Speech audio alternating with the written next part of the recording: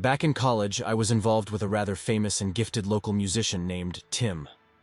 Like many terrible boyfriends, he started off as loving, attentive, charismatic, and seemingly ordinary. He'd make me mixtapes, cook my favorite dishes, and even dedicate songs to me at open mic nights across town.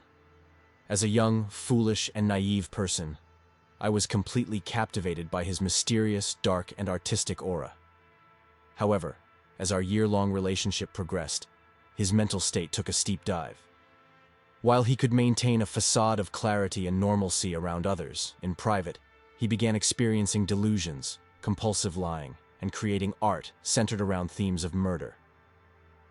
I was absolutely beside myself with worry, and his deteriorating condition was incredibly draining. Despite this, I tried my utmost to be compassionate, understanding, and supportive. I loved him dearly and firmly believed that he shouldn't have to battle his mental illness alone. There was a particularly distressing instance when he disappeared without a trace for an entire day. I walked into his apartment to find it empty, lights left on, front door wide open, and his phone resting on the nightstand. After taking a few deep breaths to calm myself, I spent hours calling around the city in search of him, only to eventually discover that he had been involuntarily admitted to a mental hospital. I summoned all my strength to be there for him, visiting him every day during his supervised visitation hour, bringing along his favorite books to help pass the time, and holding him close as he grappled with the belief that it was all a dreadful mistake. Witnessing my gentle, intelligent, albeit depressed boyfriend amidst visibly disturbed long-term psychiatric ward patients felt surreal. The environment seemed straight out of a horror movie. Looking back, the staff never disclosed the real reason for his admission, and I, too polite and naive to press further, never asked. Our relationship came to an end a few months later when I stumbled upon undeniable evidence of his infidelity. Confronting him, I demanded he leave my apartment and never return. The gentle Tim I had once known and loved seemed to vanish, replaced by a new persona with eyes that resembled those of a wild, hunted animal. He threatened to end his life with pills unless I took him back, but I had reached my breaking point. I called the police, who intervened, and Tim left. Blocking him on all platforms, I vowed to sever all contact. Despite this, he bombarded me with deranged voicemails from various numbers for weeks afterward. Thankfully, I remained relatively unfazed, and eventually, life returned to its normal rhythm. After graduating, I landed a fantastic job in the same vibrant college city. 6 months later, I woke up to a barrage of concerned texts from mutual friends. They hesitated to alarm me, but they felt it necessary to inform me that Tim was off his medication and displaying clear signs of mania. To make matters worse, he had been posting a newly written song all over social media. Even his best friend, who had been out of touch since before our breakup, reached out with an apology and a screenshot of the lyrics. I won't delve into the specifics here, as they can easily be traced back to his Bandcamp page. Suffice it to say, the song was disturbingly explicit, hinting at my assault and murder in a disturbingly veiled manner. The song, ironically, had a catchy tune, which only added to the unnerving nature of the situation. Curious yet apprehensive, I took it upon myself to investigate his online presence, using a friend's account to check his profiles. What I found was deeply unsettling. Dozens upon dozens of nonsensical, rambling statuses, many of which revolved around me. These posts oscillated between expressions of undying love and poetic prose to chilling imagery of violence and death. While some of his friends reacted with genuine concern, others goaded him on, perhaps viewing his erratic behavior as nothing more than a venting session about his ex. I made the conscious decision to continue ignoring Tim, but I felt it necessary to document his erratic behavior, so I saved screenshots just in case. A few days later, while I was at work, I glanced up from my computer to see Tim entering the far side of the studio. My heart skipped a beat as my blood turned to ice. He was engaging in conversation with my creative director, and from where I stood, it seemed amicable enough. However, I watched in dread as Tim began to casually scan the studio. In a panic, I ducked down and rushed into my favorite project manager's office. Slamming the door shut, I launched into what must have been a near incoherent explanation of the situation. I was trembling so violently that I could barely articulate my words. Thankfully, Nancy, being the incredible person she is, grasped the situation almost immediately. She discreetly escorted me out of the building and drove me straight to the police station, where I showed the officers the screenshots and filed a report. Later, my co-workers revealed that Tim had been there to inquire about an open designer position.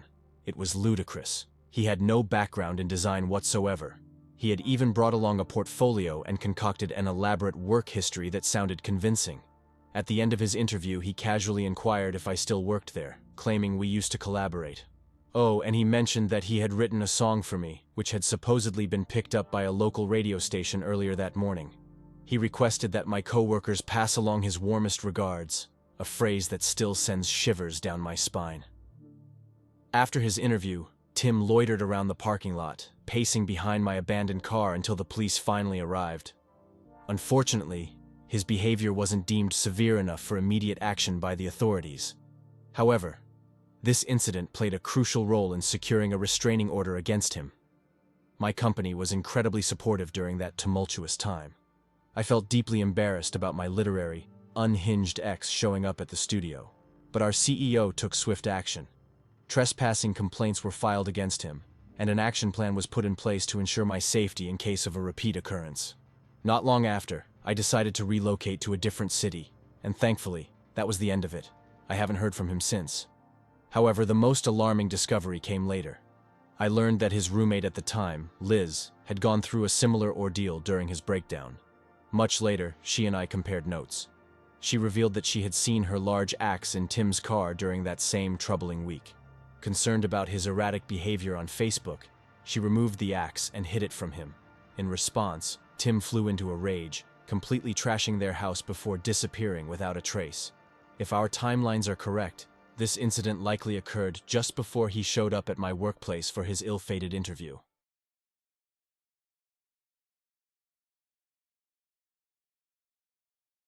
I'm a woman in my 30s, and I want to share a recent story with you. But to truly understand it, we need to rewind about 7 years ago when I first met someone named Dave. Back then, I had just graduated from college and was diving headfirst into my career. Little did I know Dave would soon become a significant part of my life. After a few months of dating, he ended up moving in with me, and that's when things really started to get interesting. Dave was a towering figure with dark brown hair and a perpetual shadow of a beard. Despite his quiet demeanor, he was always kind. However, after a couple of months of living together, things took a dark turn. His drinking escalated, leading to frequent outbursts of anger. Our once harmonious home became a battleground, filled with arguments. Eventually, we both acknowledged that it was time to part ways. Dave moved out, and I assumed that was the end of our story. Then, one fateful day, I left work early and returned to my apartment. As I entered the kitchen to grab a glass of water, a chilling sensation swept down my spine. I thought I heard the door creak open. Paralyzed by fear, I cautiously peered around the corner, unable to see the front door from where I stood. With trembling steps, I began to investigate, room by room. Each one appeared empty, but the feeling of unease lingered, casting a shadow over my once familiar surroundings. I was a bundle of nerves, constantly on edge. Strange occurrences became commonplace, doors left ajar, misplaced items, and an unsettling feeling that I couldn't shake. Anxiety gnawed at me, whispering doubts about my sanity. Then, one ominous night, I jolted awake to find a shadowy figure standing at the foot of my bed. The darkness obscured any distinguishing features, but I could sense it was a man. Time seemed to stand still as we locked eyes, the air thick with tension. After what felt like an eternity, the figure silently vanished into the darkness, leaving me trembling in fear. As soon as I heard him retreat and the door click shut, I sprang into action, securing the lock and meticulously inspecting every corner of my apartment for signs of intrusion. Once satisfied that nothing was amiss, I immediately contacted the authorities. Their response was swift, though their investigation yielded little in the way of immediate answers. From then on, I was unwaveringly vigilant, religiously ensuring every entry point was securely sealed. but despite my efforts, the nagging sense of vulnerability persisted. Then, just a couple of nights later, I was jolted awake once again, this time by the unmistakable sound of movement outside my bedroom. Frantically, I dialed the police, whispering urgently into the phone as I described the situation. They assured me that help was on the way. With adrenaline coursing through my veins, I leaped out of bed and bolted the bedroom door, praying it would hold. But my heart sank as I heard the unmistakable sound of the intruder attempting to force their way in. With trembling hands, I retreated to the only refuge I could find, the cramped confines of my closet. As I cowered in the darkness, the tension thickened with each passing moment. Then, amidst the chaos, a familiar voice shattered the silence. Dave, my ex-boyfriend. His words cut through the air, pleading for forgiveness and promising that he meant no harm. But before I could comprehend the situation, the sudden arrival of the police outside brought a surge of relief.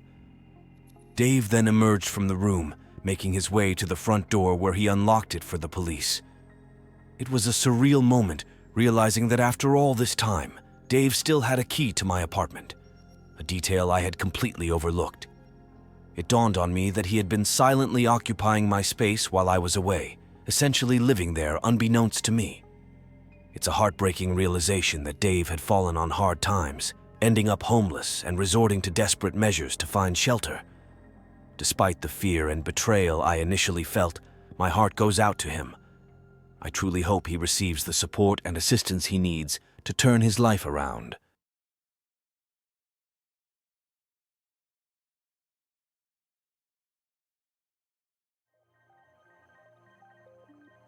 Years back, my boyfriend's dad had this idea. Let's all pool in and rent a condo out in Ontario for a family gathering. It was a chance for them to bond with extended family members they hadn't seen before. His dad was particularly close to his 3 sisters. Reluctantly, my boyfriend's mom persuaded him to join in. They allowed me to come along too, having been around long enough for them to like and trust me. I don't recall where everyone else went off to. I believe they went to the beach. It turned out to be just my boyfriend and me at the condo. After a while, we grew weary of the beach and simply wanted to relax in the shade for a bit. We sat outside, gazing over the water, engaging in conversations about life. I had recently finished reading one of my favorite book series, so we chatted about that for a while. Suddenly, a woman emerged from the bushes near the condo. To give you an idea, the condo had about 1.5 acres of land. We were in the middle of nowhere, surrounded by about 80 or 90 feet of dirt, leading to a road that seemed untouched by human presence.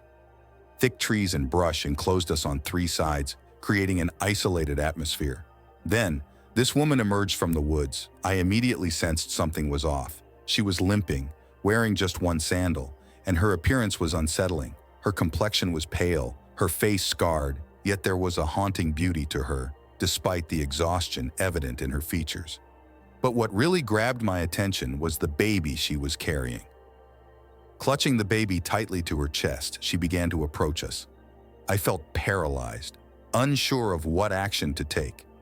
My boyfriend, on the other hand, rose immediately and walked over to see if everything was all right. I felt helpless, consumed by a flood of worst-case scenarios racing through my mind. I was terrified she might do something harmful. My boyfriend, however, tends to be more trusting in such situations. His initial reaction is always to assess the situation and offer help. He never assumes the worst in people at first. So, here she is, arriving at our porch, utterly distraught. By the time she reaches us, she looks like she's been through a war. She's trembling, hyperventilating, and sobbing uncontrollably. She explains that her boyfriend has been struggling with alcoholism for years, becoming increasingly abusive. He resents her for prioritizing the baby over him, particularly because the child isn't his. He doesn't seem to care about the baby at all.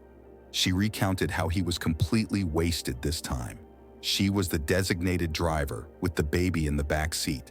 Suddenly, in a fit of rage, he ripped the baby's booster seat out of the car and hurled it out of the window while they were driving. She managed to get the baby out of harm's way, but the details are a bit fuzzy. All I remember is her describing how he started hitting her, just before she grabbed the baby and fled. Then, we heard shouting. We turned to see this furious man marching towards the condo. She started panicking, fearing for our safety. So, here he was, drunk and enraged, having followed her to our condo. He stormed up to us, his anger palpable. He put on this facade of gratitude, saying something like, "Oh, so you guys found her. Thank you so much." But his words were slurred, and he couldn't hide his simmering anger. My boyfriend, despite being a pacifist, is not someone to be trifled with.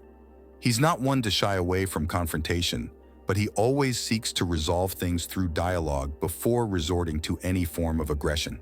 Before I could intervene, my boyfriend was already striding across the yard towards this guy. Despite his aversion to confrontation, my boyfriend is a formidable figure. Standing over 6'4" and weighing in at over 235 pounds, he's built like a football player. I've known him since we were kids, and at that time, we were in our mid-20s, having been together for a couple of years. I understood him better than anyone else. He had never acted like this before. He walked up to the guy, looked him straight in the eye, and said, "Not another step," his voice trembling as he spoke. The guy tried to brush past him, insisting, "It's okay, I'll just take her home." But my boyfriend stepped in front of him again, shaking his head. "No, dude, you're drunk. Let me make it clear for you. Don't come any closer." Suddenly, the guy dropped the act, retorting with something like, "You don't know what's going on, boy? She's my girlfriend, and I'm taking her home." He attempted to maneuver around my boyfriend once more, but my boyfriend blocked him again, firmly stating, "No, stop, dude." I've heard that tone from him a few times before, and it was pretty intimidating. It just didn't seem like him, or at least, that's what I wanted to believe. The guy made one last attempt to approach us before my boyfriend firmly placed his hand on his chest. "Dude, I'm telling you right now, you are not going anywhere near that woman or her child. Turn around and go home." This guy was probably about 5'4", maybe 5'5", but he tried to stare my boyfriend down, looking up as if to intimidate him. My boyfriend didn't back down, exchanging words with him. At that moment, the guy seemed to hesitate, weighing his options. My boyfriend eventually pushed him away, causing him to stumble back. He started pointing directly at me and the woman, saying something before finally walking away. I didn't find out until the next day, but that guy had threatened my boyfriend, saying he had a gun and that he would come back to kill us if we intervened again. The woman was still sobbing, and the baby was crying too. I was trembling because even though there was no physical altercation, I could sense that my boyfriend was prepared to defend us if things escalated. We called the police, not knowing what else to do besides ensuring everyone's safety. We took care of the woman, escorting her to my sister's place. After that, we didn't hear much from her. I know my boyfriend reached out to her via email a couple of times. She recently got married to someone else and had another child the last time they spoke. Despite the chaos of that day, I did enjoy the trip overall. Despite the altercation between his father and someone in the family, everything turned out fine in the end.